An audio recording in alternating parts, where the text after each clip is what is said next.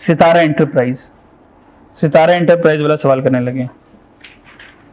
आपके पास 2 मिनट है, जल्दी से क्वेश्चन को नजर मार लें।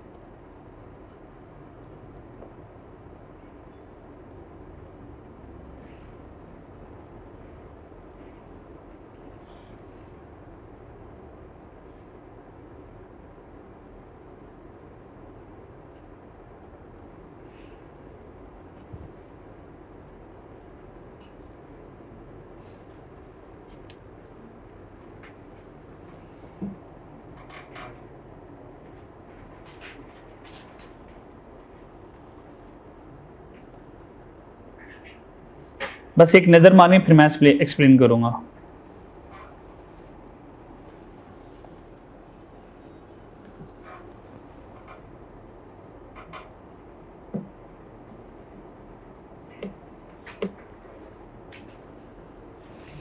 और आप लोगों का मॉडल पेपर आ गया। पहले मैं जल्दी से ना आपको मॉडल पेपर की ज़ियारत करवा देता हूँ।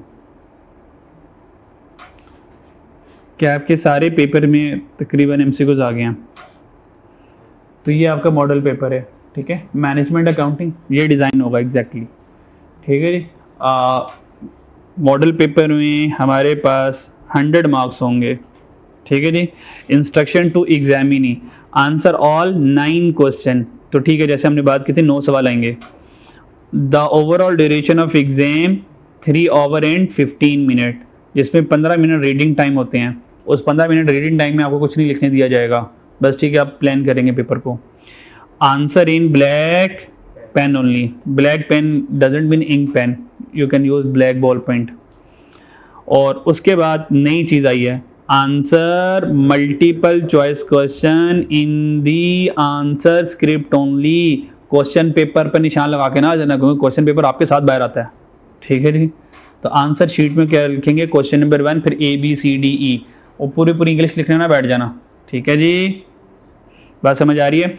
जैसे क्वेश्चन नंबर 1 है ना, और आपको लग रहा है बीटा बी आंसर सही है, तो 2,20,000, तो बी के आगे 2,20,000 लिख दो, इसकी टेंशन नहीं है। लेकिन अगला सवाल आ गया, ओह ये फिर नंबर आ गए, तीसरे में आ गया, हाँ तीसरे में अब आ गया। अब तीसरे में मान लो कि 40 आंसर सही है, तो आप सी लिखना, अब पूरी डबल एंट्री ना लिखने बैठ जाना। बात समझ आ रही है?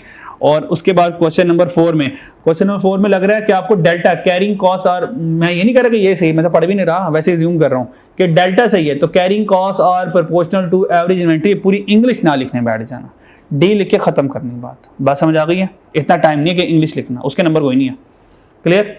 और यहाँ पे अगर नंबर ऑफ एमसीक्यूज देखें कितने हैं, नंबर ऑफ एमसीक्यूज देखें कितने हैं 8, लेकिन इसके 10 नंबर होंगे।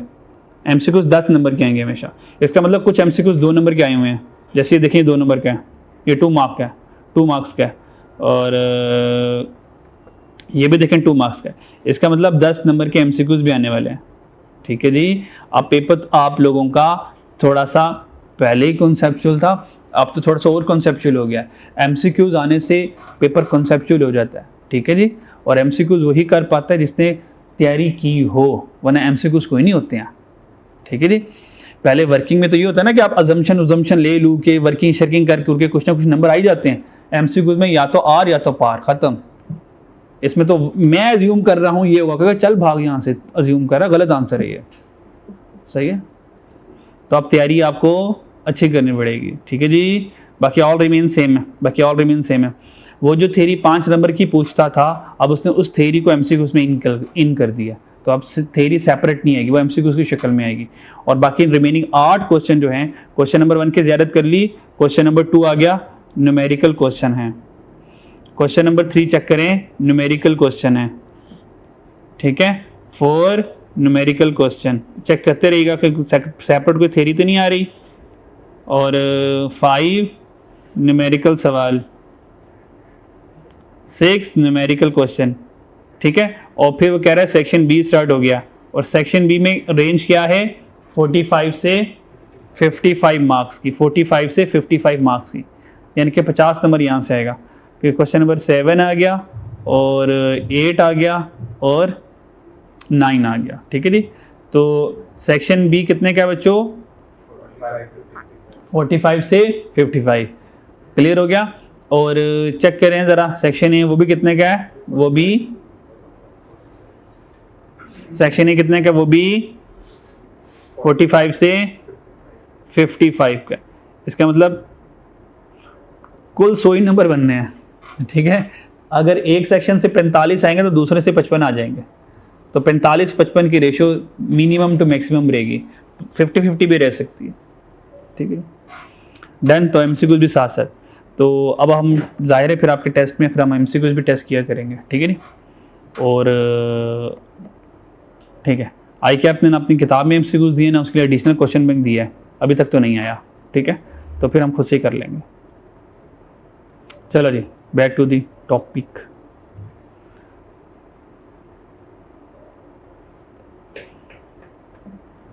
और सारे सब्जेक्ट में तकरीबन एमसीक्यूज आ गए। चलो पढ़ लिया सवाल, चलें जी आए ज़रा ना कर वेटेड लाइफ ऑफ फाइफो का रिवर्स होता है। फाइफो में फर्स्ट इन फर्स्ट आउट होता है, लाइफो में जो लास्ट इन होता है वो फर्स्ट आउट होता है, ठीक है। अभी बात करते हैं। Sitara enterprise is engage in manufacturing various product that are supplied to retailer and large beauty parlour. Sitara enterprise cost accounting record show the following data for the quarter, ठीक है। 3 महीने का डेटा चल रहा है, और ये हो रहा है। Raw material A B C D E F आ गया, ओपनिंग इन्वेंट्री आ गई, ओपनिंग इन्वेंट्री आ गई, परचेजेज आ गई, क्लोजिंग इन्वेंट्री आ गई। तो यहाँ से यूनिट सोल्ड निकल सकते हैं वैसे अगर ज़रूरत पड़ गई तो। परचेज प्राइस आ गई और टोटल भी आ गई, तो 2 चीज़ों को गिवन करना बनता नहीं है ना। तो ये ना भी होता तो क्या करते, तो कोई नहीं, इसको उससे डिवाइड करके ये ले आते। तो ये ना भी होता तो कोई मसला नहीं है, अब इसको इससे मल्टीप्लाई करके यहाँ तक आ जाते, तो खैर ना आते, सॉरी 66 और ये मल्टीप्लाई करके, ठीक है। यहाँ तो कोई मसला नहीं। 1 by 1 पढ़ते हैं। अभी मैं सिर्फ इंग्लिश पढ़ाता रहूँगा, थोड़ा थोड़ा समझाता रहूँगा। प्रॉपर समझ तभी आएगी जब हम एक्चुअल क्वेश्चन में इन होंगे। SE use perpetual inventory system, ठीक है जी। परपेचुअल इन्वेंटरी सिस्टम चल रहा है to record raw material which are valued using FIFO method, ठीक है। ये सारी की सारी हमने रिकॉर्डिंग की है, वो किस पे की है, FIFO पे की है। ये पहला वाला पॉइंट है। The value of opening and closing inventory of raw material as per general ledger, कहता है ओपनिंग एंड क्लोजिंग, ओपनिंग और क्लोजिंग इन्वेंट्री कितना है, 10.25 मिलियन है, और 15.7 मिलियन है। ओपनिंग और क्लोजिंग इन्वेंट्री की क्या आ गई, कॉस्ट आ गई, वैल्यू आ गई उसकी। अच्छा, एनी एडजस्टमेंट इन, पहले रिक्वायरमेंट में पढ़ लें ज़रा, रिक्वायरमेंट पढ़ लेते हैं ज़रा, फिर चीज़ों को ज़रा देखने में आसानी हो जाएगी। रिक्वायरमेंट पढ़ते हैं, थोड़ा अंदाज़ा करना क्या हमने actually. Determine the value of closing, अच्छा कॉस्ट नहीं कह रहा, देखें कॉस्ट नहीं कह रहा, कॉस्ट कहता तो कहानी अलग होती है। डिटर्मिन दी वैल्यू, अब ये वाले वर्ड अच्छे हैं, वैल्यू जो लिखता है जब, तो फिर एग्जामिनर की वैल्यू हमारी नज़रों में बढ़ जाती है, ठीक है जी। Determine the value of closing inventory of raw material, कहता है closing inventory of raw material की क्या करो, वैल्यू फाइंड करो, and cost of raw material consumed. ये वर्ड कहीं कहीं जाना पहचाना लग रहा है यार, cost of raw material consumed, cost of raw material consumed, ज़माने कदीम में पढ़ा है मुझे लगता है ना। एक ज़माना गुजरा है, उस ज़माने में हमने रॉ मटेरियल कंज्यूम का वर्ड पढ़ा सुना लग रहा है मुझे। तो आपको भी ऐसे लग रहा है? कहाँ पढ़ा हुआ है हमने, कि नहीं पढ़ा हुआ, क्या पता ना पढ़ा हुआ, क्या पढ़ा हुआ है?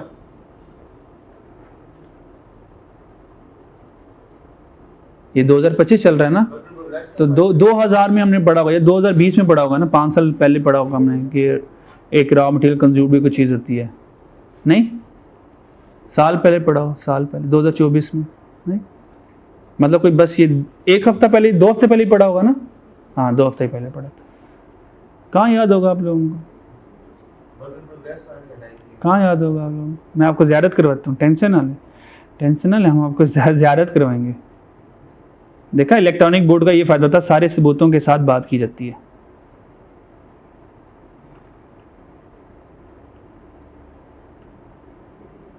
ओ फैक्ट्री वाली तस्वीर किधर गई मेरी, फैक्ट्री की तस्वीर वाली तस्वीर किधर गई। हाँ वो चैप्टर नंबर 1 में थी फैक्ट्री वाली तस्वीर, याद आ गया। हाँ मैं कि मेरी फैक्ट्री की तस्वीर किधर गई।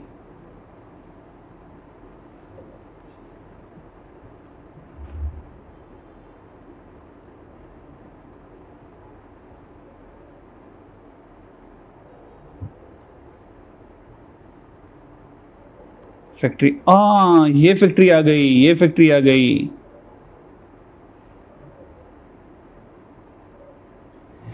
मटेरियल यूज्ड इन प्रोडक्शन, ये मटेरियल कंज्यूम्ड होता है। Material used in production, material consumed होता है।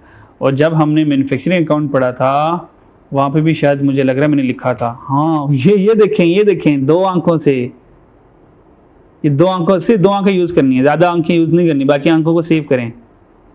Only use your 2 eyes. ये रॉ मटेरियल कंज्यूम्ड, ये पूछ रहा उसने। अब देखिए कहाँ से उठा के कहाँ पहुँचा उसने। तो रॉ मटेरियल कंज्यूम्ड ये है कि कितना रॉ मटेरियल आपने कंज्यूम किया या प्रोडक्शन प्रोसेस में यूज़ किया। तो फॉर्मूला क्या होगा, opening raw material, material purchase, carry सारा कुछ, माइनस क्लोजिंग रॉ मटेरियल, तो ये रॉ मटेरियल कंज्यूम्ड आ जाएगा। तो ये उसने पूछा हमसे जाके, ठीक है जी, याद रहेगा। तो ये उसने रॉ मटेरियल कंज्यूम्ड यहाँ से पूछा। तो रॉ मटेरियल कंज्यूम्ड कैसे आएगा,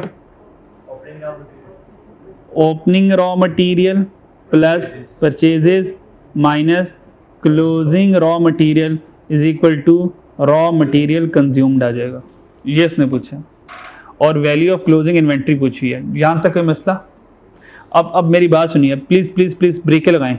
सोचो यहाँ पे कॉमा ना, काश यहाँ पे कॉमा ना होता, काश यहाँ पे कॉमा ना होता, फुल स्टॉप होता तो याशी लग जाती। तो चेक करो, ये देखें उसने क्लोजिंग इन्वेंट्री की वैल्यू पहले ही बताई हुई है 15.7, तो ये मेरा आंसर आ जाता है ना। और उसने cost of raw material consume पूछी हुई है, तो देखें ये ओपनिंग इन्वेंट्री की कॉस्ट, आ गई प्लस परचेजेस की कॉस्ट आ गई माइनस क्लोजिंग की कॉस्ट आ गई। लो जी, रॉ मटेरियल कंज्यूम भी आएगा, सवाल खत्म, है ना कि नहीं खत्म, सवाल खत्म। बात समझ आ रही है। तो सवाल खत्म हो गया, 9 नंबर हमें मिल जाते, ठीक है जी। पर मसला क्या है, कॉमा लग गया। कहता है कि क्लोजिंग रॉ मटेरियल फाइंड करें और cost of raw material consume find करें after taking into above adjustment. कहता ऊपर एडजस्टमेंट करो, किसमें, क्लोजिंग इन्वेंट्री में और cost of raw material consume में, और फिर बताओ इनकी वैल्यूएशन क्या आती है, रिवाइज्ड। डन हो गया। तो ये मेरी मंजिल है। तो मेरी मंजिल क्या है कि मुझे कॉस्ट ऑफ, बोले यार, रॉ मटेरियल कंज्यूम और मुझे वैल्यू ऑफ क्लोजिंग इन्वेंट्री, ये रिवाइज्ड कैलकुलेट करनी है। समझ लग गई। तो हम यहां पे लिख लेंगे क्लोजिंग इन्वेंट्री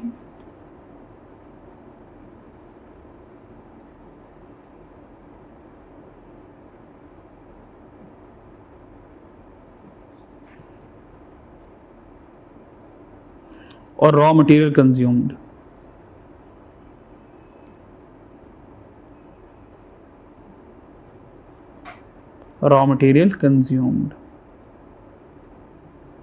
ठीक है जी।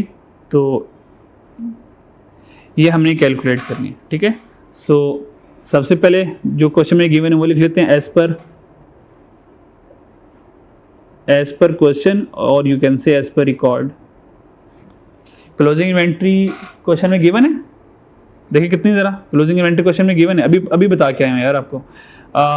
15.7 मिलियन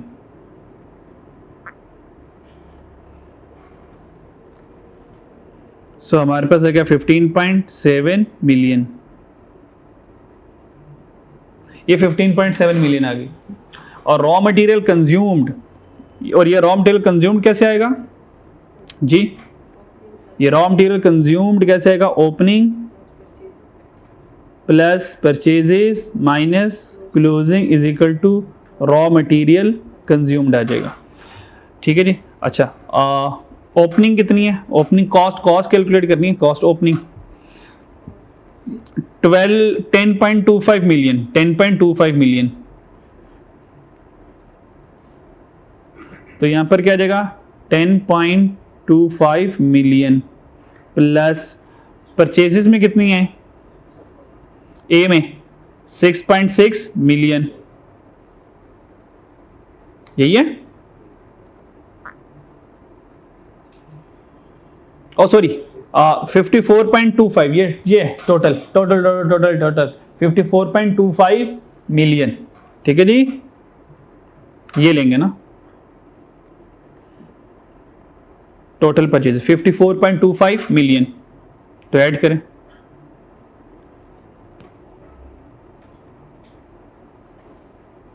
54.25 मिलियन माइनस क्लोजिंग कितना है, क्लोजिंग ये वाला है जो हमने अभी लिखा वो 15.7 मिलियन, 15.7 मिलियन।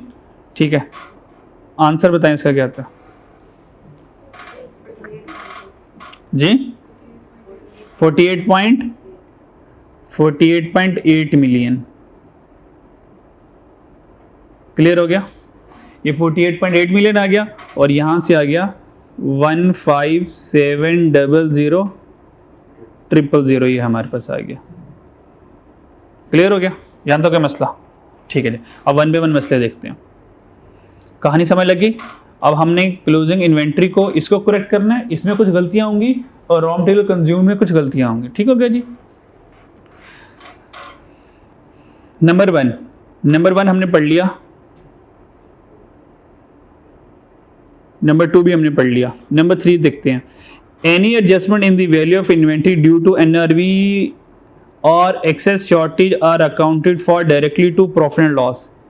ये याद है मैंने आपसे बात की थी कि समटाइम एग्जाम में बता देगा कि एनआरवी के जितने मसले होंगे और एक्सेस शॉर्टेज के जितने मसले होंगे, कहता हम प्रॉफिट एंड लॉस को चार्ज कर देंगे, एफर्ट्स को चार्ज नहीं करेंगे। तो हमने ये बात याद, एनआरवी का मसला कहाँ जाएगा, profit and loss. Excess shortage का मसला कहाँ जाएगा, प्रॉफिट एंड लॉस में जाएगा। पॉइंट नंबर 4 पे आ जाए। In view of the prevailing inflation, the supplier of raw material had increased the price by 25%. Supplier ने क्या किया, इन्फ्लेशन की वजह से रॉ मटेरियल की प्राइसेस जो हैं वो 25% इंक्रीज कर दी at the start of quarter. यानी कि at the start of quarter में उसने क्या किया, स्टार्ट ऑफ क्वार्टर में, क्वार्टर के स्टार्ट में उसने क्या किया, 25% प्राइसेस इंक्रीज कर दी। ठीक है, स्टार्ट ऑफ क्वार्टर। और हमारा जो ईयर एंड हो रहा है वो कब हो रहा है, 31 अगस्त। ठीक है, और इससे पहले जो क्वार्टर स्टार्ट हुआ वो कब होगा, जून जुलाई अगस्त। ये जो क्वार्टर स्टार्ट हुआ होगा ये कहाँ से स्टार्ट हुआ होगा, 1 जून, ऐसे 1 जून, फिर जुलाई, जून जुलाई, और ये एंड हुआ होगा 31 अगस्त में। ठीक हो गया, क्लियर।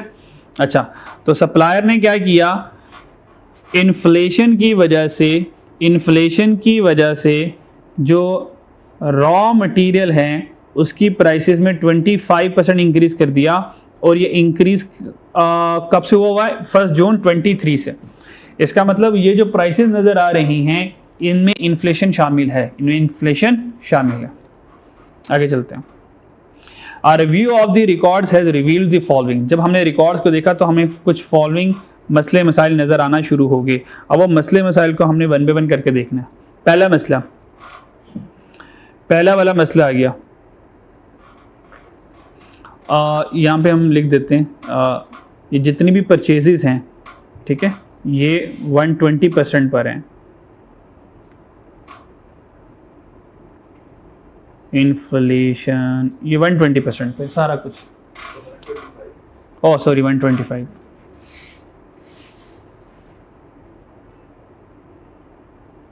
125% पे, ठीक है जी।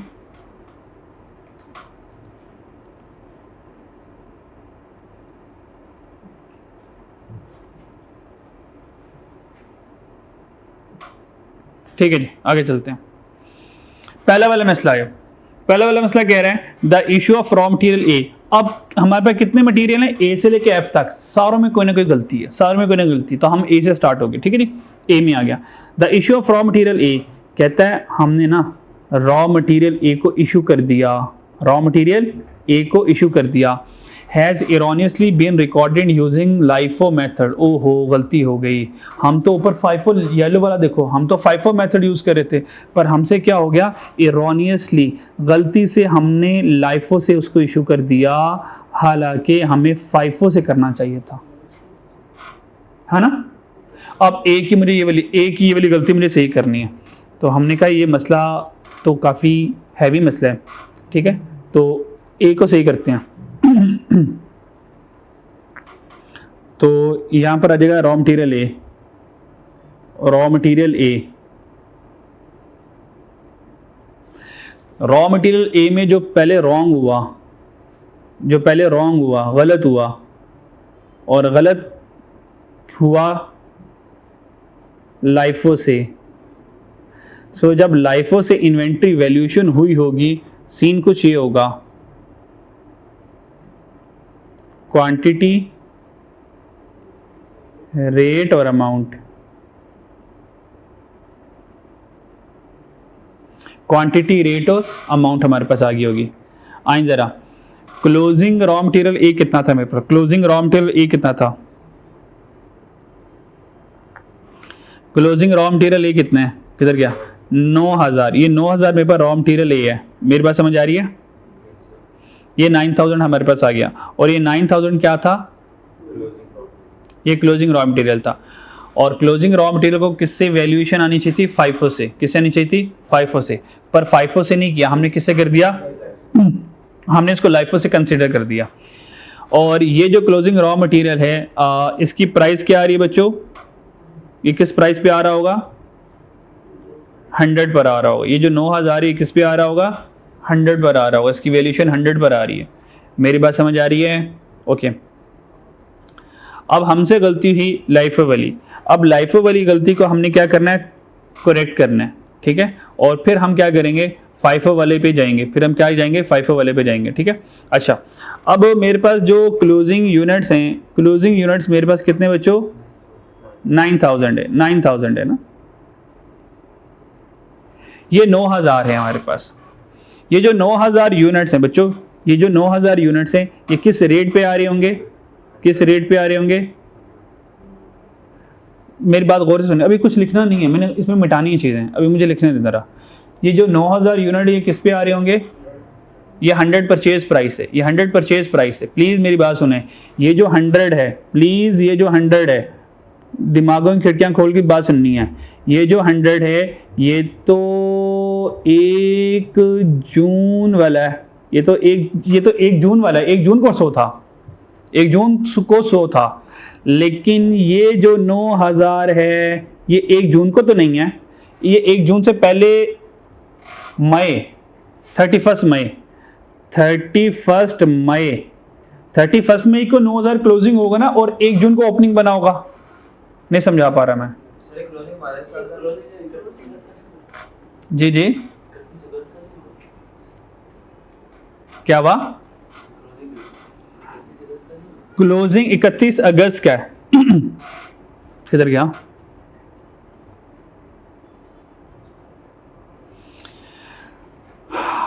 ठीक है, हाँ ठीक है, ठीक है, क्लोजिंग 31 अगस्त का, इसको नहीं छेड़ना, ठीक है, ये 31 अगस्त का आ गया, ये 31 अगस्त का आ गया, ठीक है। अच्छा, ये जो 31 अगस्त में 9000 वाले यूनिट्स आए, ये 9000 वाले यूनिट्स 100 पर आ रहे होंगे, किसके ऊपर आ रहे होंगे, 100 पर आ रहे होंगे, ठीक है नी। अच्छा, जो कि गलत आए, जो कि गलत आए, अब मसला ये है, यहाँ पे मसला ये है,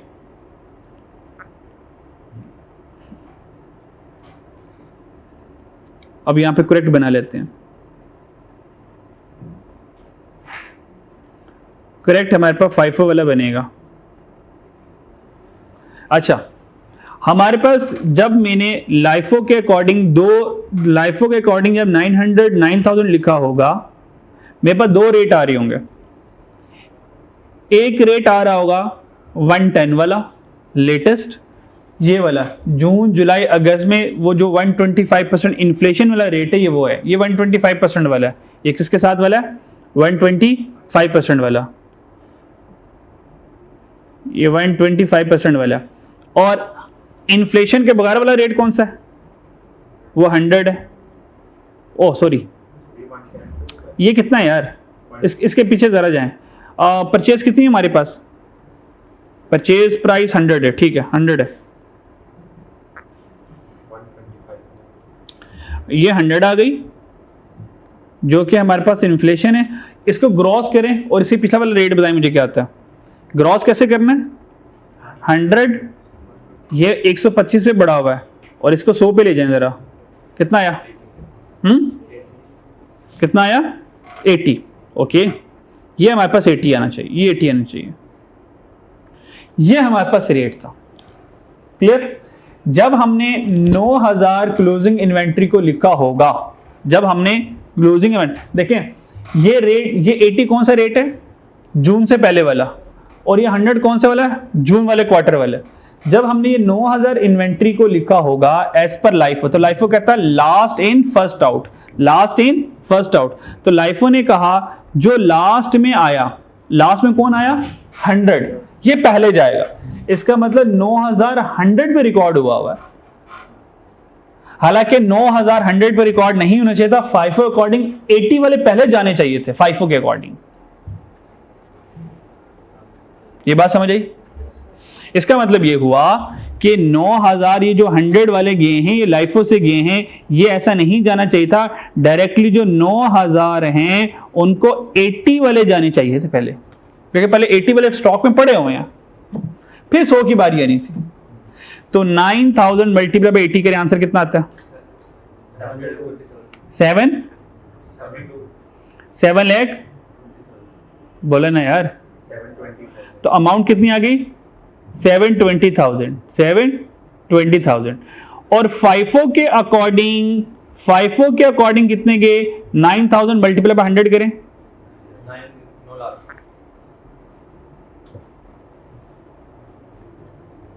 9 लाख। तो मुझे ये बताएं, लाइफो से इन्वेंट्री ओवरस्टेट हुई है या अंडरस्टेट हुई है? लाइफो से इन्वेंट्री ओवरस्टेट होगी। लाइफो से इन्वेंट्री क्या हो गई? ओवरस्टेट हो। कितने से? 180 से इन्वेंट्री लाइफो से गलती से ओवरस्टेट हो गई है। तो करेक्शन कैसे होगी? 180 को क्या करेंगे हम बच्चों? 180 को क्या करेंगे? माइनस करेंगे या ऐड करेंगे? जी, यहां से ऑनवर्ड कहानी कल स्टार्ट करेंगे, ठीक है? क्लियर? ये वाली बात समझ आई वैसे कि लाइफो से हमने क्या गलत कर दिया? FIFO से 80 वाले को करना था, लाइफो से 100 वाले कर दिया। कल इंशाल्लाह यहां से ऑनवर्ड करते हैं, ठीक है? बिस्मिल्लाहिर्रहमानिर्रहीम। अस्सलाम वालेकुम स्टूडेंट्स। अच्छा जी, लास्ट हम सितारा एंटरप्राइज वाला क्वेश्चन कर रहे थे, क्वेश्चन नंबर 9, ठीक है? तो बस अभी हमारा कौन सा पॉइंट चल रहा था? Point number 5। पॉइंट नंबर 5 के हमने एडजस्टमेंट नंबर 1A देख रहे थे। सो ए में उसने हमें क्या कहा बच्चों? The issuance of raw material ए। जो हमने रॉ मटेरियल इशू किया, गलती से किससे कर दिया? करना किससे चाहिए था? FIFO से। हमने कहा ठीक है। तो अब हमने किस किस को सही करना था? रिक्वायरमेंट क्या थी? हमने क्लोजिंग इन्वेंट्री को सही करना है और रॉ मटेरियल कंज्यूम्ड को सही करना। अच्छा, क्लोजिंग इन्वेंट्री को तो सही करना समझ लग जाता है, रॉ मटेरियल कंज्यूम को कैसे करेक्ट करेंगे अभी इंशाल्लाह भी देखते हैं, ठीक है नी? अच्छा, यहां पर आए, यहां पर हमने बात की थी कि 100 से पहले वाला रेट क्या था? 80। 100 से पहले वाला रेट क्या था? 80। जब हमने गलती की होगी, लाइफो से हमने इशू किया होगा, तो जब हमने लाइफो से इशू किया होगा तो जो लास्ट में इन हुआ वो पहले आउट हुआ होगा। इसका मतलब जो इशुएंस हुई होगी वो 100 में से हो गई होगी।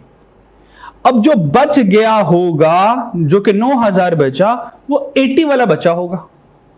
कल हमने यहां से बात की थी, फिर हमारी थोड़ी सी बात अधूरी रह गई थी, ठीक है, फिर टाइम अप हो गया था। ये जो 9000 जो इश्यू से पहले जो भी यूनिट गए होंगे वो 100 वाले गए होंगे। इसका मतलब 100 वाले यूनिट इश्यू हो गए होंगे। जो अब यूनिट बच गए होंगे वो कौन से रेट वाले बचे होंगे? 80 वाले। तो जब हम लाइफो से कैलकुलेशन करेंगे, 100 वाले इश्यू हो गए होंगे, अब जो बचे होंगे बच्चों किस रेट वाले बचे होंगे? 80 वाले बचे होंगे। तो जब 80 वाले बचे होंगे तो इसको जरा नेक्स्ट स्टेप में लिख लो ऐसे करके। लाइफो मेथड में ये जो हमारे पास 9000 यूनिट बचे होंगे, ये तो आउट हो चुका होगा, और ये जो 9000 बचे होंगे ये कौन से रेट वाले बचे होंगे बच्चों? 80 वाले बचे होंगे। तो जब ये 80 वाले बचे होंगे तो इसका आंसर कितना आ गया? 7,20,000, ये आंसर आ गया। अच्छा, अब जब यही 9000 को हमने FIFO से करना है, तो FIFO ये कहता है फर्स्ट इन फर्स्ट आउट, यानी कि 80 पहले आया 80 पहले जाएगा।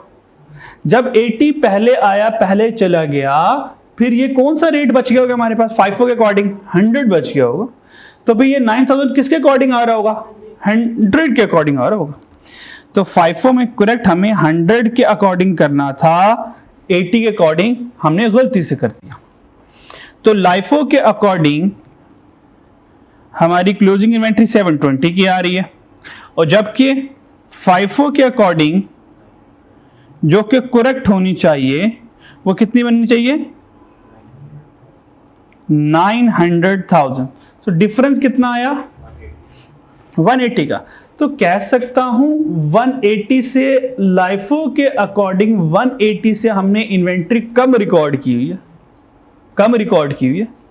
इसका मतलब inventory less recorded as per LIFO.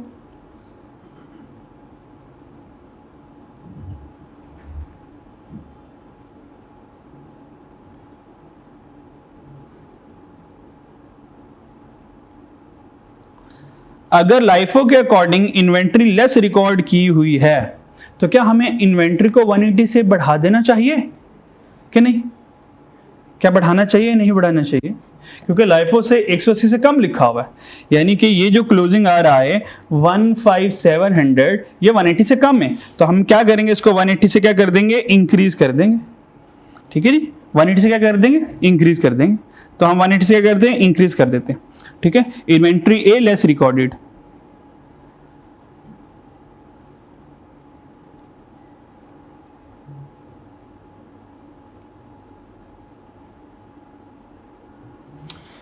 वो लेस रिकॉर्डेड थी, तो ठीक है उसको बढ़ा देते हैं।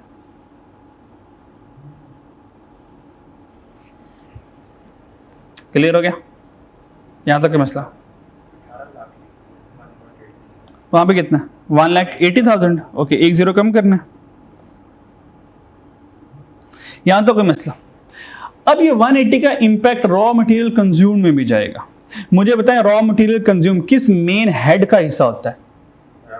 रॉ मटेरियल कंज्यूम कहां पे आता है? मैन्युफैक्चरिंग अकाउंट सोचो, इनकम स्टेटमेंट सोचो, देखो रॉ मटेरियल कंज्यूम कहां पर आता है? कॉस्ट ऑफ सेल में आता है। कहां पर आता है? कॉस्ट ऑफ गुड सोल्ड का हिस्सा होता है ये। ठीक है, तो ये जो रॉ मटेरियल कंज्यूम्ड है, तो रॉ मटेरियल कंज्यूम का मतलब ये है मुझे कॉस्ट ऑफ सेल को सही करना है। मुझे क्या करना है? कॉस्ट ऑफ सेल को सही करना है। तो मुझे बताएं क्लोजिंग इन्वेंट्री का और कॉस्ट ऑफ सेल का आपस में क्या रिलेशन होता है? क्लोजिंग इन्वेंट्री का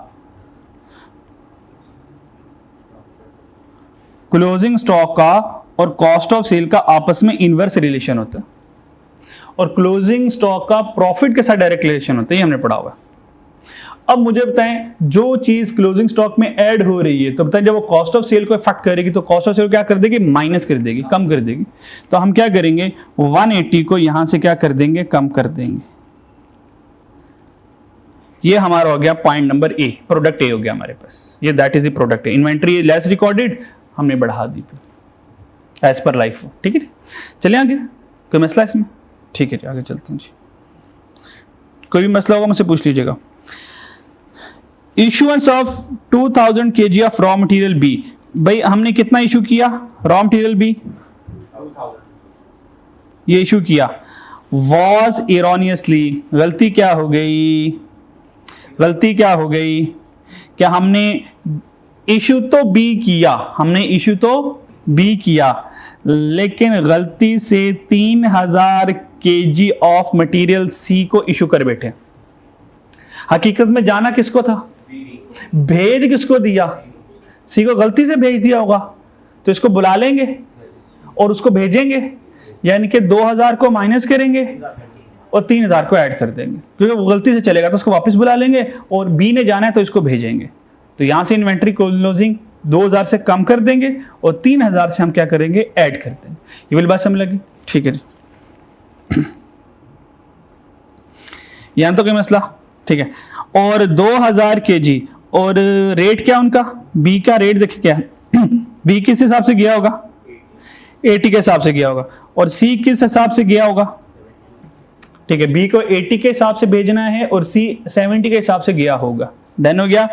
तो क्या माइनस होगा, 2000 मल्टीप्लाई बाय 80, और सी गलती से चला गया, उसको क्या करेंगे, ऐड कैसे करेंगे, 3000 दिस वन मल्टीप्लाई बाय 70।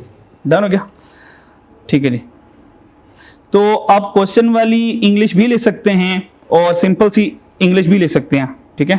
तो error in B, error in C, just like this one, ठीक है। और B, issuance of C instead of B, अब ये भी लिख सकते हो, ठीक है जी।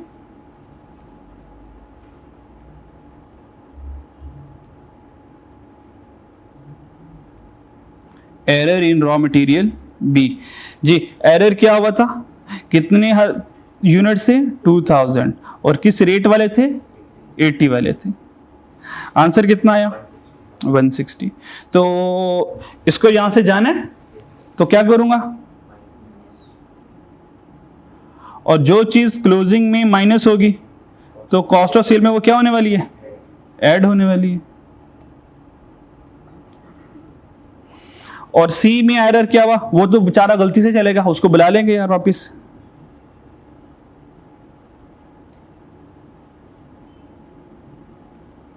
कितने यूनिट से, एट द रेट ऑफ, किस रेट पे गए होंगे, 70 पे। अमाउंट कितनी बनती है जी, 210,000। तो 210,000 क्या करेंगे, वापिस बुला लेंगे, यानी कि ऐड हो जाएगा, वो गलती से माइनस हो गया था हमसे। और यहाँ पे क्या कर देंगे, अगर उधर ऐड हो रहा है तो इधर क्या होगा, माइनस होगा, तो इधर माइनस कर देते हैं। यहां तो कोई परेशानी, यहां तो कोई परेशानी तो पूछ लें जी, भाई मेरे से पूछ लें, मेरे से पूछ लें, अगर कोई परेशानी आ रही है पूछ लो। रेट ये वाला है, ये वाला, इसका रेट ये वाला है ना, परचेज प्राइस है ना, तो परचेज प्राइस के ऊपर आएंगे। ए वाली बात तो लाइफो वाली और फाइफो वाली ना, गलती से हमने लाइफो को फॉलो कर लिया था, हालांकि हमें फाइफो को फॉलो करना चाहिए था। तो जब हमने लाइफो से फॉलो किया होगा तो लाइफो क्या कहता है, जो लास्ट में इन हुआ पहले वो आउट हुआ होगा, तो फिर इसका मतलब क्लोजिंग 80 वाला बचा होगा, तो हमने 9000 को 80 पे रिकॉर्ड किया होगा। हालांकि फाइफो से करना, फाइफो कहता है फर्स्ट इन फर्स्ट आउट, 80 पहले आया वो पहले जाएगा, तो 9000 कहाँ से बचेगा, 100 वाला बचेगा, तो फाइफो अकॉर्डिंग 9 लाख आना चाहिए।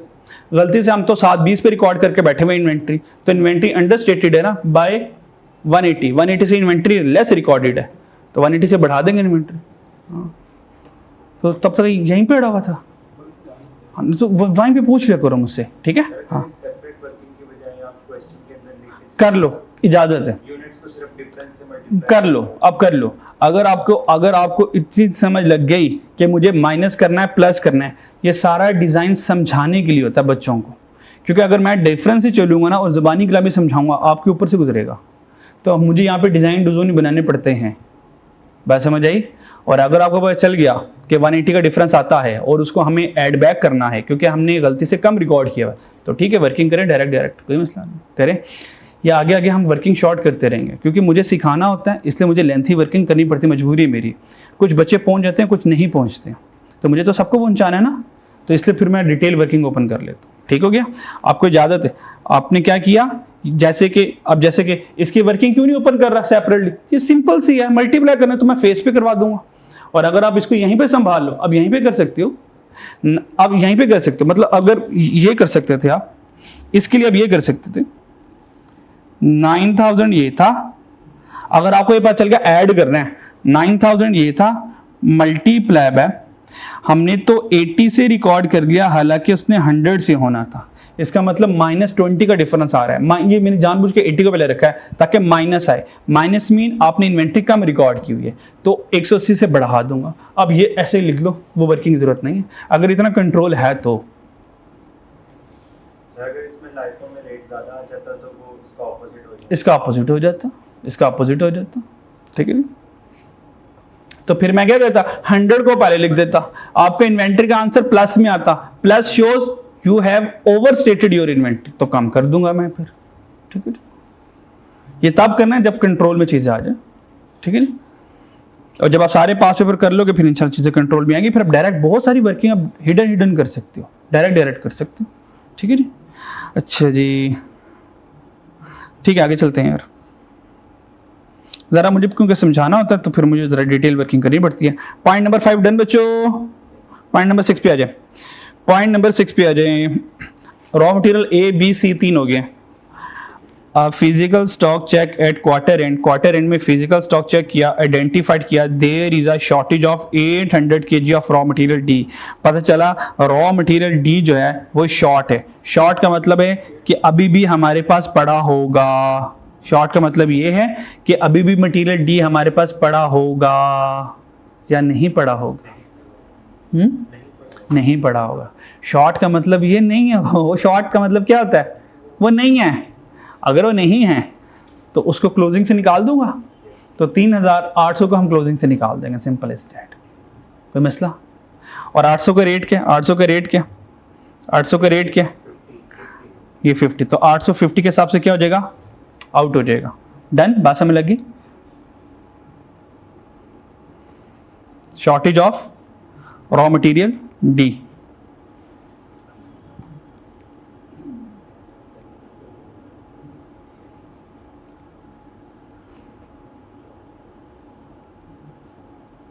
Shortage of raw material D, तो भाई रॉ मटेरियल D कितना शॉर्ट हुआ, 800 मल्टीप्लाई बाय 50, आंसर कितना आया 40,000। प्लस करूँ माइनस करूँ, जा रहे हैं ना, चले गए हैं, वो तो फिजिकली तो है ही नहीं है, तो किताबों से भी जाएंगे फिर, तो क्या करूँगा माइनस 40,000, तो 40,000 को क्या कर दिया मैंने, माइनस कर दिया। अब जो 40,000 यहाँ पे माइनस होगा, क्या यहाँ पे 40,000 ऐड होगा, क्यों, इधर तो ये तो किया आपने, तो ये भी तो रॉ मटेरियल है, ये सारे वो भी तो रॉ मटेरियल है, वो कौन से फिनिश गुड है, A B C सारे रॉ मटेरियल है। तो यहाँ पे अगर 40,000 माइनस के यहाँ पे ऐड करो फिर, कि नहीं, और बोलो जी, वो चला गया ना, तो क्लोजिंग इन्वेंट्री को कम करके गया है, तो जब क्लोजिंग स्टॉक कम होगा तो कॉस्ट ऑफ सेल बढ़ेगी, क्योंकि अभी हम बात करके आए हैं क्लोजिंग स्टॉक का कॉस्ट ऑफ सेल से इनवर्स रिलेशन है। तो जब क्लोजिंग स्टॉक कम होगा जब तक क्लोजिंग स्टॉक कम होता रहेगा, कॉस्ट ऑफ सेल बढ़ती रहेगी। समझ आ रही है। मेरा सवाल ये है कि ये जो -40 है, क्या यहाँ पे +40 कर दूं,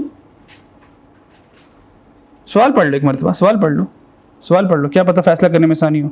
ये वाला पॉइंट दोबारा पढ़ लें। There is a shortage of 800 kg of raw material D। Issues ना हो, शॉर्ट का मतलब है फिजिकली मौजूद नहीं है। जब एक चीज फिजिकली मौजूद नहीं है, वो हम इन्वेंट्री से चुप के परे मारेंगे। ये तो हम ऑरेंज लिमिटेड में भी करके आए हैं। ना कंज्यूम हो, चोरी हो गया, फिजिकली नजर आ रहा है, तो किताबों में नजर आ रहा है, हाँ, तो उसको किताबों से निकालूंगा। तो ये शॉर्टेज है, कम है ही नहीं मेरे पास, किताबों में आ रहे हैं, तो ये तो निकालूं, पक्की बात है क्लोजिंग में से निकलेगा। सवाल ये कॉस्ट ऑफ सेल में क्यों नहीं ऐड होगा, क्या ऐड होगा। आपने क्वेश्चन को जब पढ़ना है जो शुरू में आपको कुछ कंडीशन याद करवाता है ना, वो अपने माइंड में रख के क्वेश्चन को लेके चलना है, वरना आप गलतियां करोगे।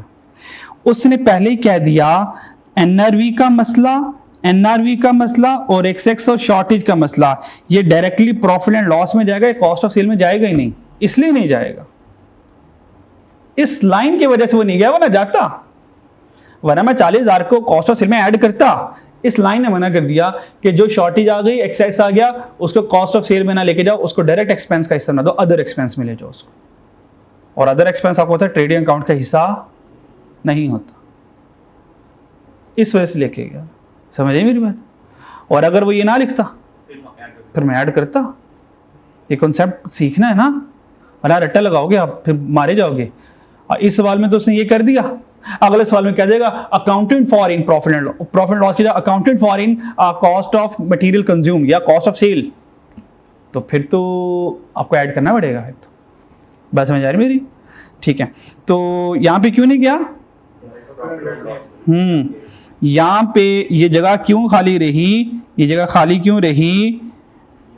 ना मैं लिख दूंगा ड्यू टू, ये पॉइंट नंबर कौन सा पढ़ा मैंने अभी? ड्यू टू पॉइंट नंबर दूसरा तीसरा कौन सा यार? हाँ, ड्यू टू पॉइंट नंबर 3 कहता, मैंने लिख दिया, हिंट लिख दिया, पॉइंट नंबर 3 की वजह से ये खाली रहा, otherwise I will definitely add. So point number 3 restrict me not to write anything in this column, otherwise I will write. Done? ये बात समझ आ गई? चलो जी आगे चलें, ये वाला पॉइंट भी डन हो गया हमारा। ठीक है, आगे चलते हैं।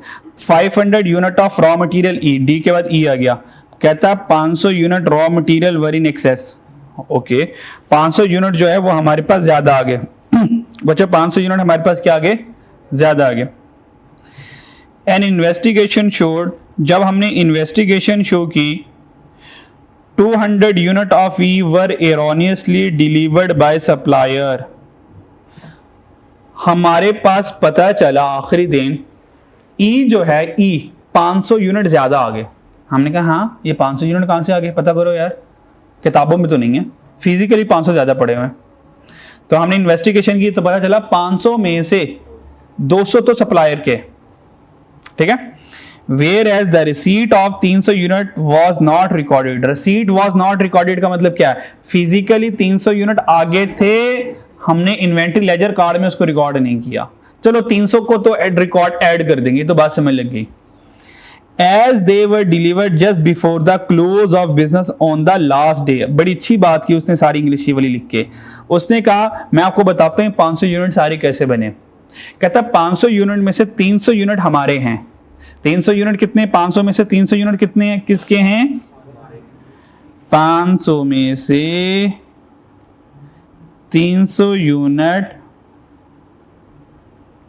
हमारे हैं, 200 यूनिट सप्लायर के हैं।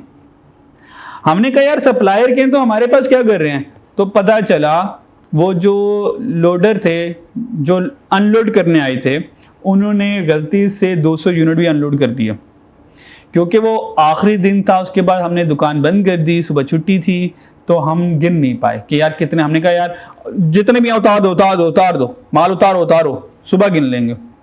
तो आखिरी दिन था तो 200 ज्यादा माल उतार लिया, किसी ने गिने ही नहीं।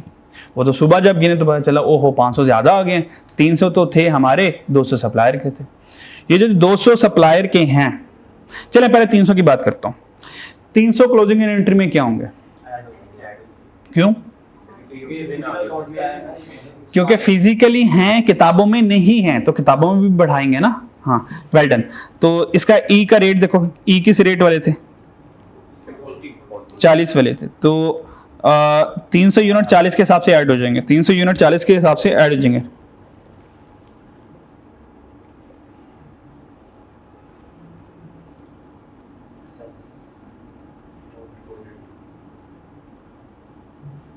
Raw material D, oh sorry E,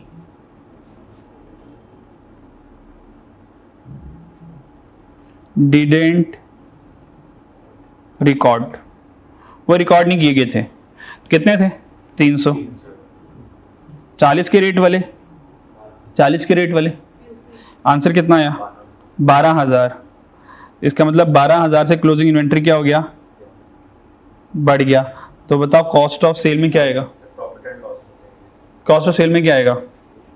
cost of sale में क्या आएगा? ये कुछ भी नहीं क्यों आया? प्रॉफिट एंड लॉस में एक्सेस। हाँ, क्योंकि एक्सेस और शॉर्टेज पीएनएल में जाएंगे। तो यहाँ पे लिख दूंगा ये तो प्रॉफिट एंड लॉस में जाएंगे, और यहाँ पे भी लिख दूंगा तुम भी प्रॉफिट एंड लॉस में जाओगे, इसलिए यहाँ पे कॉस्ट ऑफ सेल में कोई इम्पैक्ट नहीं आ रहा। आगे मैं हिंट लिख दिया मैंने, डन हो गया? अच्छा जी, अगर ये छोटे छोटे से हिंट लिख देंगे तो एग्जामिनर आपको कंसिडर करेगा, ठीक है, आप कॉन्सेप्ट से चल रहे हो। अब रह गया रॉ मटेरियल ई, जो सप्लायर ने गलती से हमें दे दिए थे, वो सप्लायर के हमने यूनिट संभाल के रखे हुए हैं, ठीक है जी। तो रॉ मटेरियल ई जिसका ताल्लुक किससे है? सप्लायर के।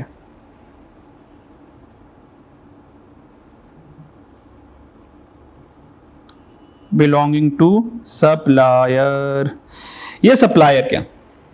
ये जो रॉ मटेरियल ई है 200 वाला, ये 200 वाला आ गया। अब इसका क्लोजिंग इन्वेंट्री पे क्या फर्क पड़ेगा? ये जो 200 हैं ये फिजिकली भी जा रहे हैं, ये फिजिकली भी जा रहे हैं, यानी कि अगर ये फिजिकली निकल गए और लेजर में तो पहले ही नहीं है तो ठीक है, कुछ भी नहीं करूंगा क्योंकि हमारे है ही नहीं है। ना ये हमसे जा रहे हैं 200 जो हैं, ना हमसे जा रहे हैं ना हमसे आ रहे हैं। नहीं बस समझिए, गलती से आपके पास 100 रुपये आ गया, क्या वो आपका है? नहीं है। तो कह सकता हूँ वो 100 ना आपके पास आया ना आपके पास चला गया, वो गलती से आगे वो चला गया। क्या आपका खर्चा हुआ? क्या कोई इनकम आई? Do nothing. तो डू नथिंग, 200 हमारा है ही नहीं। तो जब हमारा है ही नहीं है तो क्लोजिंग इन्वेंट्री के ऊपर कोई इसका इम्पैक्ट नहीं आएगा, ना क्लोजिंग इन्वेंट्री पर आएगा और ना कॉस्ट ऑफ सेल में आएगा। यहाँ था कोई मसला? ये ई वाला मसला हल हो गया। अब लास्ट रह गया एफ वाला। कोई मसला है तो मुझसे पूछते रहना बच्चों, ठीक है? कोई मसला दिल में पाल के नहीं चलना। लास्ट वाला रह गया point, 400 unit of raw material F R damage. 400 unit of raw material F damage. भाई डैमेज हो गया, क्या हो गया बच्चों? 400 यूनिट डैमेज हो गया। These can be repaired at a cost of ₹3,000. These can be repaired at the cost of ₹3,000. कहता अगर आप 300 रुपये 3,000 रुपये का खर्चा करेंगे ना तो ये सही हो जाएगा। या sold on as is where is basis. As is where is basis का मतलब क्या है? हाँ, वेल डन। वो डैमेज हो गया, ऐसे ही बेच दो, बिक जाएगा। और अगर ऐसे ही बेचेंगे तो कितने पैसे मिलेंगे? 8,000। जब भी हमने कोई फैसला करना हो और हमारे पास 2 ऑप्शन हो, ऑप्शन ए और ऑप्शन बी, किस ऑप्शन को सिलेक्ट करेंगे जबकि दोनों ऑप्शन में नुकसान हो रहा है? कॉमन सेंस वाली बात है। अब किस ऑप्शन को सिलेक्ट करेंगे जब दोनों में फायदा हो रहा हो? और तीसरा फैसला तो आसान है, एक में नुकसान हो रहा है एक में फायदा हो रहा है, किसको सिलेक्ट करेंगे? तो नुकसान के केस में कम नुकसान, फायदे केस में ज्यादा फायदा। सिंपल सा रूल है। तो अब हम ये फैसला कर लेंगे, ये फैसला कर लेंगे, ठीक है नी? 400 यूनिट हमारे पास किस रेट वाले थे, पहले ये देख लो। 400 यूनिट हमारे पास किस रेट वाले थे? 30 वाले थे, ठीक है जी। इसका मतलब ये हुआ, ये 400 वाले, इस वाले पॉइंट को जरा समझना है आपने। इसका सीन कुछ ये हुआ,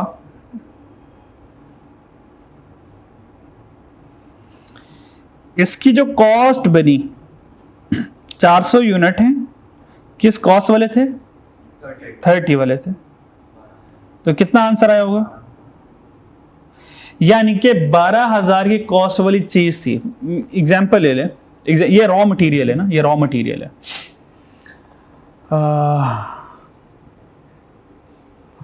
12,000 का कोई रॉ मटेरियल लेकर आ रहे हो, क्या लेकर आ रहे हो? रॉ मटेरियल लेकर आ रहे हो। मान लो कोई प्लास्टिक लेकर आ रहे हो, ठीक है जी, प्लास्टिक लेकर आ रहे हो। तो जैसे ही वो आपने खरीदा, अब थोड़ा सा आगे गए वो आपके हाथ से गिर गया, वो डैमेज हो गया, वो टूट गया कहीं से, वो क्या टूट गया कहीं से। ये आपकी कॉस्ट है। इसको दो तरह से कर सकते हैं, जैसे आप लोगों को अच्छा लगे। दो तरह, पहले एज इज बेसिस वाला कर लेते हैं, और फिर दूसरा वाला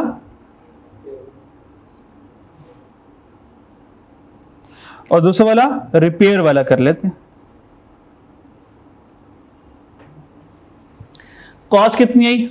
12,000। और हमने कहा ओहो टूट गया, तो हमने कहा दुकानदार को यार ये तो टूट गया। दुकानदार ने कहा दो हल हैं इसके, या तो मेरे से अभी 8,000 रुपये ले लो, या तो मेरे से अभी 8,000 रुपये ले लो और किस्सा तमाम हो जाएगा, या तो 3,000 का और खर्चा कर लो इसके ऊपर, 3,000 का और खर्चा कर लो। जब 3,000 का और खर्चा करेंगे तो ठीक है, फिर ये दोबारा बिल्कुल वैसे ही हो जाएगा जैसे कि 12,000 का आपने अभी नया खरीदा। डन हो गया, ठीक है। इस केस में आए, इस पहले वाले केस में आए, तो अगर मैं एज इज बेसिस पे चलता हूं तो मुझे एनआरवी लॉस हुआ। कितना लॉस हुआ? 4,000 का लॉस हुआ। ये 4,000 का मुझे लॉस हो गया, एनआरवी लॉस हो गया 4,000 का, क्योंकि 12 वाली चीज 8 में उसको वापस करो तो 4,000 का मुझे लॉस हो गया। डन, कोई मसला नहीं। अगर मैं repair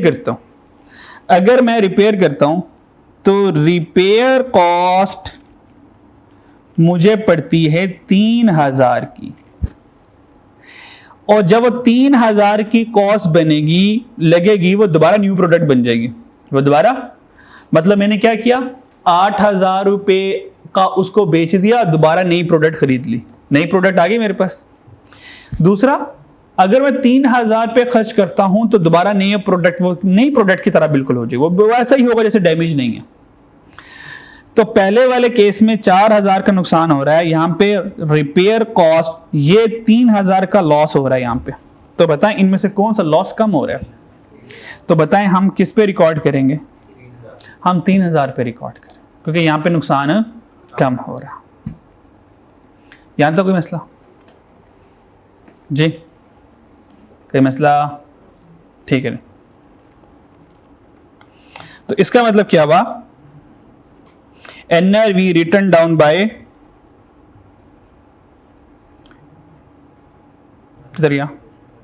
point number raw material F.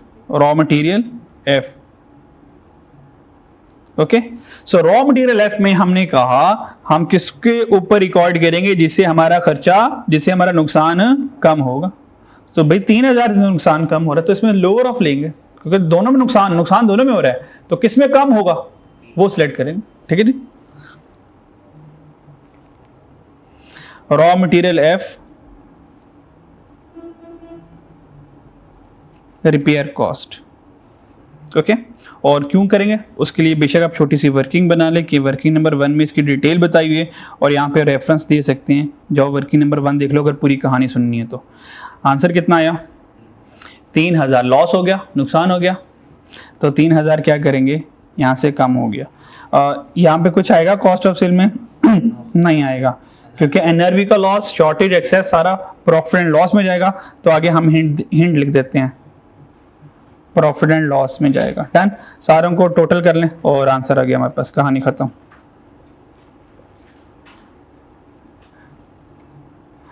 लड़कों आप लोग, बॉयज आप लोग कॉस्ट ऑफ सेल करो, गर्ल्स आप लोग क्लोजिंग इन्वेंट्री को देख लो। 48,570 000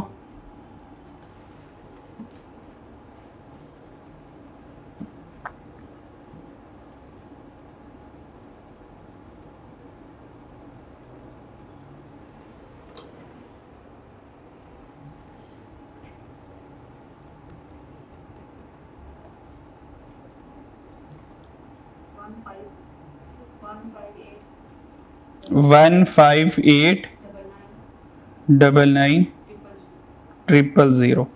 ये हमारे पास आंसर आ गया हमारा। कोई भी मसला है इस सवाल में, किसी बात ने परेशान किया हो, किसी कंसेप्ट ने परेशान किया तो पूछ लें मेरे से। Everything is clear? चलो जी, ठीक है जी। चैप्टर 1 बहुत हो गया, ठीक है। आज का होमवर्क सुन लें। आज का होमवर्क सुन लें। सितारा एंटरप्राइज ये हमने सॉल्व कर लिया अभी क्लास में। ये एरर वाले 2 सवाल मैंने आपको करवा दिए, ठीक है। एक ये वाला करवाया और एक हमने मिहांटी लिमिटेड वाला किया, ठीक है। अच्छा, और असगर लिमिटेड वाला ये आप लोग आज करेंगे। ये अच्छा खासा सवाल है, तगड़ा सवाल है, कंसेप्चुअल, ठीक है। आप एक बार ट्राई तो करो ना। आप यहाँ पे अट जाओगे, फिर आपने वीडियो देखनी है। यहाँ पे ग्रुप में इसके सोल्यूशन वीडियो सेंड कर दूंगा आप लोगों को। डन हो गया? पहले खुद से ट्राई करना, और इस सवाल में कम से कम आपको 2 घंटे लगाने हैं उसके साथ। 2 घंटे लगाने हैं आपको उसके साथ। 1 आवर खुद से करेंगे आप। अगले घंटे वीडियो देखें, 2 घंटे लगाएंगे। अभी आपके पास ना 2-2 घंटे लगाने के लिए एक सवाल में वक्त है। जैसे जैसे हम आगे जाते रहेंगे आपका वक्त कम होता रहेगा, क्योंकि बाकी सब्जेक्ट भी आपके साथ साथ फ्लो करते रहेंगे। और जब हम कोर्स कंप्लीट कर लेंगे, फिर हमारे पास 1-1, 2-2 घंटे किसी सिंगल क्वेश्चन को देने के लिए नहीं बचेंगे। तो अभी जितना मैक्सिमम एक सवाल को दे सकते हो दे के कॉन्सेप्ट बना लो। अभी कॉन्सेप्ट इसलिए मैंने मैक्सिमम पास पेपर डिस्कस कर लिया, ताकि रिवीजन में ना आपके पास पास पेपर बचे ही ना करने को।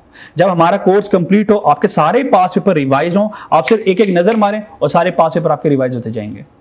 आपको कॉन्फिडेंस बन जाएगा। बात समझ आ रही है? ठीक है। और अगर आप लोगों ने नहीं प्रैक्टिस करें तो फिर बता दें, फिर मैं अपने पास पेपर कम करके अपना कोर्स कंप्लीट करवा लूँगा जल्दी। फिर ये हो सकता है। अगर आप लोगों ने नहीं करना है तो पेपर पास करना है कि नहीं करना? करना है। पेपर पास करने के कितने तरीके बताए थे? हाँ, पेपर पास करने के कितने तरीके बताए थे? 3। पहला, पेपर को पढ़ना, पेपर को रीड करना है, जो कि मैं पढ़ा रहा हूँ। दूसरा क्या? टू प्रिपेयर योर पेपर, अपने पेपर को प्रिपेयर करना है। कैसे प्रिपेयर करेंगे? प्रैक्टिस करके। प्रैक्टिस करके टेस्ट दे के। कल टेस्ट भी है, कल टेस्ट है ना। Chapter number 1 inventory valuation complete test होगा, हमारा कंप्लीट हो चुका हुआ है। सैटरडे को होता है? नहीं, फ्राइडे को ही होगा। 2 टेस्ट है, वो भी फ्राइडे को है। और सैटरडे को कौन सा टेस्ट होता है? आप लोगों का फ्राइडे को कोई टेस्ट नहीं होता यार? वो जब क्या, वो जुम्मे को होता है ना, DSR जुम्मे को होता है ना, फ्राइडे को होता है। सैटरडे को तो कोई टेस्ट नहीं होता, ठीक है। तो फिर हम सैटरडे को रख लेते हैं। वैसे भी सैटरडे को हमारी क्लास तो हम आजकल पढ़ ही नहीं रहे, रिजल्ट के बाद ही हम सैटरडे ऑन करेंगे। तो ठीक है, सैटरडे को दे दीजिएगा, मैं आपको मैसेज करवा दूँ, उनको बता भी दूंगा। तो भाई मार्क कर लें। Question number 8 Asghar Ali associate, ये होमवर्क में करेंगे अभी आप, और सोल्यूशन प्रोवाइड कर दूंगा फॉर योर कन्वीनियंस, ताकि आप लोगों से सवाल हो जाए। सितारा एंटरप्राइज हमने कर लिया। शादमान एंटरप्राइज, ये शादमान एंटरप्राइज जो है ये अच्छा सवाल है, ठीक है। ये आप लोगों ने करना है। Compute the correct value of closing inventory of finish good. Closing inventory of finish good, अभी हमने रॉ मटेरियल की करेक्ट वैल्यूएशन की, तो फिनिश गुड की आप लोग कर लीजिएगा, ठीक है। अच्छा, ये वाला सवाल आ गया। ये वाला सवाल आपका होमवर्क में 2 हो गए। जरूरी नहीं है दोनों आज कर लो, एक आज कर लो, एक कल कर लो, एक परसों कर लो, एक उससे अगले दिन कर लो, बस एक दिन कर लो बस, ठीक है। उसके बाद सरजमीन वाला भी होमवर्क में आएगा, ये कॉस्ट ऑफ गुड मैन्युफैक्चर्ड की तरह है। और बस ठीक है, सिर्फ 3 सवाल आप लोगों के पास पेंडिंग पड़े हो जाएंगे। और अगर ये नहीं हुए तो मैंने छोड़ना कोई नहीं आप लोगों को, गर्ल्स समेत, माफी कोई नहीं मिलनी। पेपर पास करना है ना कि नहीं करना? या कह दो कि ठीक है सारा पढ़ा दें बस, ठीक है, पास हो गए तो अच्छा है, नहीं हो गए तो फिर कोई मसला नहीं है, तो फिर मैं चिल्ल हो जाता हूँ, ठीक है यार। तो अगर आप लोग मेरे पास आए हो और इस उम्मीद से यार हम ना पढ़ के ना पास होना चाहते हैं, तो फिर मुझे पास करवाना है आप लोगों को, बेशक आपको अच्छा लगे या ना लगे। बात समझ आ गई? ठीक है जी, नेक्स्ट चैप्टर पे आ जाए।